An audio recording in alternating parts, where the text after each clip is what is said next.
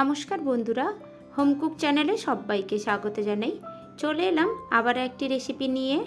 আজকে আমি সম্পূর্ণ নিরামিষভাবে পালং পনির রেসিপি বানিয়ে দেখাবো। এই রেসিপিটি দুর্দান্ত স্বাদের হয় বন্ধুরা।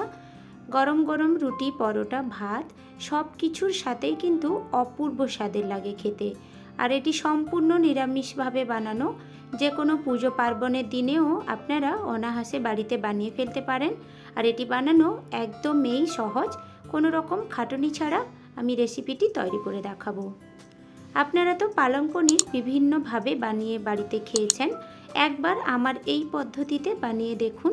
আশা করি আপনাদের খুব ভালো লাগবে। আর একদম কোনো রকম খাটুনি ছাড়া আর বাড়িতে থাকা অল্প কিছু উপকরণ দিয়েই কিন্তু রেসিপিটি আমি তৈরি করব। এই পালং পনির রেসিপিটি আমি কিভাবে একদম সহজভাবেই বানিয়ে দেখাই, আপনারা পুরো ভিডিওটি না দেখলে বুঝতে পারবেন না। তবে চলুন ভিডিওটি আমি শুরু করে ফেলছি। আপনারা সঙ্গে থেকে পুরো ভিডিওটি দেখতে থাকুন। আর ভালো লাগলে ভিডিওতে একটা লাইক করে দেবেন। এই পালং পনির রেসিপিটি বানানোর জন্য আমি এখানে 1 আটির মতো পালং শাক নিয়েছি। আর পালং শাকগুলো একদম ফ্রেশ, আর ওজন হিসেবে দেখতে গেলে প্রায় 300 গ্রামের মতো আছে। আর সমস্ত পালং শাকগুলোকে ভালো করে বেছে পরিষ্কার করে রেখেছি। এবার আমি একটা প্রসেস করে নেব। পালং শাকের মধ্যে তো বিভিন্ন রকমের পোকা থাকতেই পারে, তো সেক্ষেত্রে আমি যতটা পরিষ্কার করে বেছে নিয়েছি, কিন্তু তবুও একটু নুন জলে ভালো করে ডুবিয়ে আমি ধুয়ে নেব। যে কোনো শাককে একটু নুন জলে এরকম ডুবিয়ে দিলে শাকগুলো থেকে জীবাণুমুক্ত হয়ে যায়। আমরা যতই শাককে বেছে নিই তারপরেও এক আধটুকু পোকা কিন্তু থেকেই যায়। তো সেক্ষেত্রে এইভাবে উষ্ণ গরম জলে হালকা একটু লবণ দিয়ে এরকম শাকটা কিছুক্ষণ ডুবিয়ে রাখলে তাতে কি হয়, সমস্ত পোকা বা যা কিছু থাকে ওটা অনায়াসে বেরিয়ে আসে। তো আমি এই প্রসেসটা করার জন্য প্রথমে বেশ কিছুটা পরিমাণ উষ্ণ গরম জল নিয়েছিলাম, আর সামান্য একটু লবণ দিয়ে জলটা ভালো করে গুলে নিয়ে ওই বেছে রাখা পালং শাকগুলো দিয়ে ভালো করে এপিড ওপিড উল্টে উল্টে চটকে ভালো করে ধুয়ে পরিষ্কার করে নিলাম। এবার ভালোভাবে ধুয়ে পরিষ্কার করে নিয়েছি। এবার একটা প্লেটে আমি এগুলোকে তুলে রাখলাম। দেখুন জলটা কতটা পরিমাণ নোংরা হয়েছে, আর একটু একটু করে পোকাও কিন্তু রয়েছে। আমি এইভাবে নুন জলে ধুয়ে নিতে সমস্ত শাকগুলো খুব ভালোভাবে পরিষ্কার হয়ে গেছে। আর তবুও যদি মনে হয় আরও একবার ভালো করে চটকে ধুয়ে নিতে পারেন। এবার আমি নোংরা জলটা ফেলে দিয়ে শাকগুলো রাখলাম সাইডে।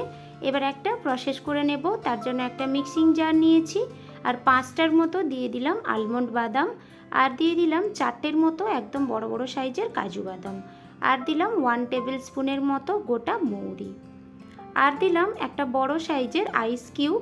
এই আইস কিউবটা দিলে পাতার গ্রিন কালারটা ভালোভাবে বজায় রাখবে। আর অনেকক্ষণ ধরে একটু রান্না করতে যদি লেটও হয়ে যায়, তো এই আইসটা দেওয়ার ফলে পাতার কালারটা কিন্তু চেঞ্জ হবে না, একদম ভালোভাবে গ্রিনই থাকবে। এবার ধুয়ে রাখা সমস্ত পালং শাকগুলো আমি এক এক করে মিক্সিং জারে দিয়ে দিলাম, আর দিয়ে দিলাম 2টো স্বাদ মতো কাঁচা লঙ্কা। লঙ্কাটা আপনারা আপনাদের স্বাদ অনুযায়ী দিয়ে নেবেন। আর 1 টেবিল স্পুনের মতো দিয়ে দিলাম আদা বাটা। আদা বাটার পরিবর্তে আপনারা চাইলে এখানে 1 ইঞ্চের মতো আদার টুকরোও কিন্তু ইউজ করে নিতে পারেন। এবার দিয়ে দিলাম সামান্য একটু জল। পালং শাকে এমনিতেই জলের ভাগটা থাকে, তো সামান্য একটু জল দিলেও চলবে। আর আইস কিউবটাও দেওয়া আছে। এবার সামান্য একটু জল দিয়ে আমি খুব ভালো করে একদম মিহি করে পেস্ট তৈরি করে নেব। আর আমি এখানে আলমন্ড ইউজ করেছি। আপনাদের কাছে যদি আলমন্ড না থাকে তাহলে সেক্ষেত্রে কাজুর পরিমাণটা একটু বেশি দিয়ে দেবেন। এবার সমস্ত কিছুকে একদম স্মুথ করে বেটে নিয়েছি। দেখুন আমি একটু চামচের সাহায্যে তুলে দেখিয়ে দিলাম আপনাদেরকে। এবার আমি একটা পাত্রে ওগুলোকে ঢেলে নিয়েছি। সাইডে রেখে দিয়ে একটা মশলা তৈরি করে নেব। একটা বাটি নিয়েছি, দিয়ে দিলাম 1/3 টিস্পুনের মতো হলুদ গুঁড়ো, 1/2 টিস্পুনের মতো দিয়ে দিলাম লঙ্কা গুঁড়ো, আর 1/2 টিস্পুনের মতো দিয়ে দিলাম ধনে গুঁড়ো, আর 1/2 টিস্পুনের মতো দিয়ে দিলাম গরম মশলার গুঁড়ো, আর 1 টেবিল স্পুনের মতো জল দিয়ে সমস্ত গুঁড়ো মশলাগুলোকে আমি খুব ভালো করে একসাথে একটু মিক্স করে নিচ্ছি। আমি এখানে 1/2 টিস্পুনের মতো লঙ্কার গুঁড়ো নিয়েছি। আপনারা আপনাদের ঝাল অনুযায়ী বুঝে নিয়ে নেবেন। যেহেতু পালং শাকের সাথেও কিন্তু 2টো কাঁচা লঙ্কা দেওয়া ছিল, তো সেক্ষেত্রে বুঝে একটু নিয়ে নেবেন।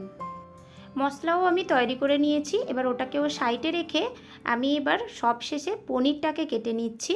আমি এখানে প্রায় 300 গ্রামের মতো পনির নিয়েছি। 300 গ্রাম পালং শাকে 300 গ্রামের মতোই কিন্তু আমি পনির নিয়েছি। এবার পনিরটাকে আমি ছোট ছোট কিউব সাইজে কেটে নেব। আমি এখানে ছোট ছোট কিউব সাইজ করে পনিরটাকে কেটে নিয়েছি। আপনারা আপনাদের পছন্দের অনুযায়ী যে কোনো শেপে কিন্তু পনিরটাকে কেটে নিতে পারেন। এই পালং পনির রেসিপিতে আমি কয়েকটা টিপস বলে দিচ্ছি। সেটা হলো পালং শাক বাটার সময় একটু বাদামের পরিমাণটা একটু বেশি দেবেন, সেটা যে কোনো বাদাম হতে পারে। আর পালং শাকটাকে বাটার সময় অবশ্যই কিন্তু ঠান্ডা জল বা আইস কিউব দিয়ে ওটাকে বাটার চেষ্টা করবেন। তাতে কি হবে, কালারটা ভালো থাকবে। আর বাদামের পরিমাণটা একটু বেশি দিলে তাতে কি হবে, পালং শাকে যে তেতো ভাবটা একটু কম লাগবে। সমস্ত কিছু গুছিয়ে নিয়েছি। এবার চলে এলাম রান্নার কাছে। তার জন্য গ্যাসে একটা ননস্টিকের কড়াই বসিয়ে দিয়েছি। এবার আমি 2 থেকে 3 টেবিল স্পুনের মতো রিফাইন তেল দিয়ে দিলাম। তেলটা খুব ভালো করে গরম করে নিয়ে দিয়ে দিলাম গোটা 2টো শুকনো লঙ্কা, আর দিয়ে দিলাম একটা তেজপাতাকে 2 টুকরো করে, আর দিয়ে দিলাম 2টো দারচিনি স্টিক, আর দিলাম 2টো লবঙ্গ, আর দিচ্ছি একটা এলাচ, আর দিয়ে দেব হাফ টিস্পুনের মতো গোটা জিরে। এই পর্যায়ে গ্যাসের ফ্লেমটা আমি একদম স্লোতে করে প্রায় 15 থেকে 20 সেকেন্ডের মতো সমস্ত গোটা মশলাগুলোকে একটু নেড়ে চেড়ে ভাজা করে নেব। আর এই গোটা মশলাগুলোকে একটু নেড়ে চেড়ে ভাজা করার সময় খুব সুন্দর একটা গন্ধ ছাড়তে শুরু করলে ভাববেন যে মশলাটা খুব ভালোভাবে ভাজা হয়ে গেছে। এবার আমি সামান্য একটু দিয়ে দিলাম হিং, তাও 1 পিঞ্চের মতো আমি হিং দিয়ে দিলাম। এবার হিংটাকে হালকা একটু নেড়ে চেড়ে নিলাম, আর দিয়ে দিলাম যে একটা মশলা তৈরি করে রেখেছিলাম সমস্ত গুঁড়ো মশলা দিয়ে আর সামান্য একটু জল দিয়ে, সেই মশলাটা আমি এখানে দিয়ে দিলাম।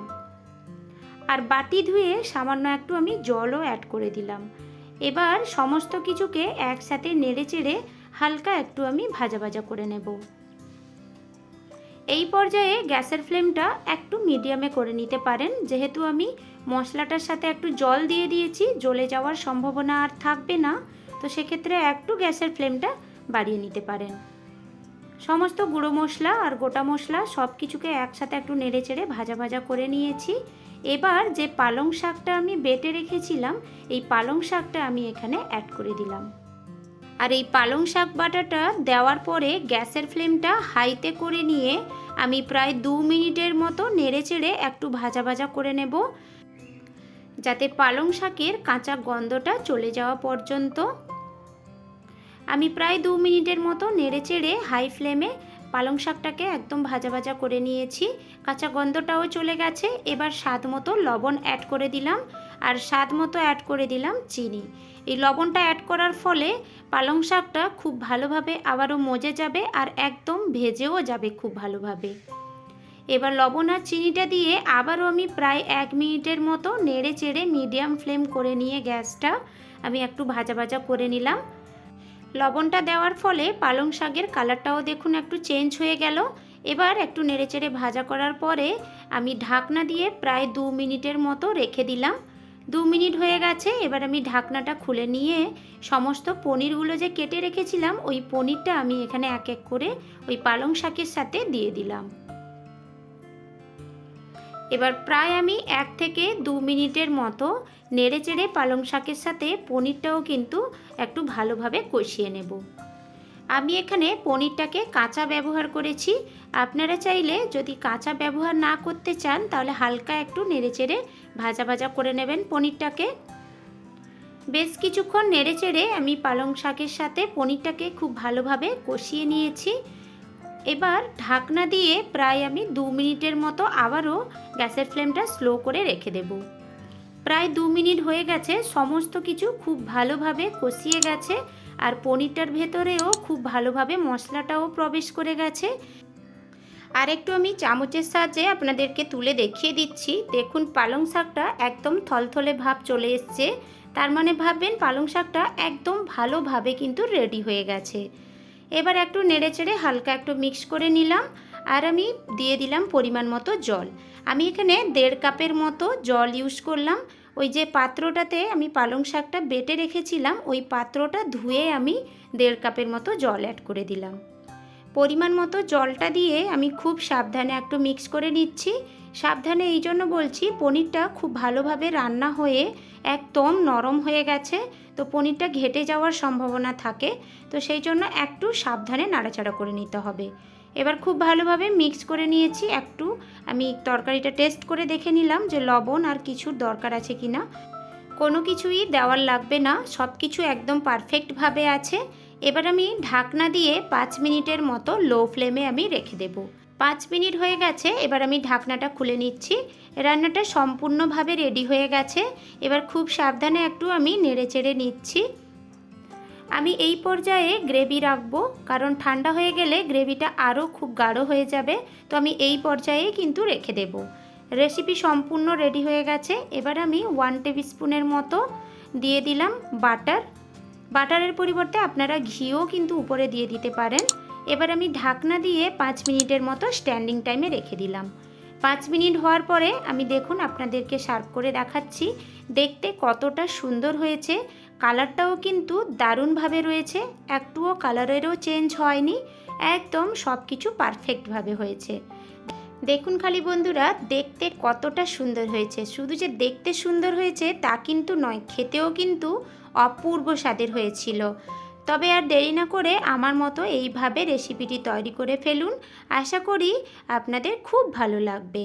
আর আজকের আমার এই ভিডিওটি আপনাদের কেমন লেগেছে কমেন্ট করে অবশ্যই জানাবেন।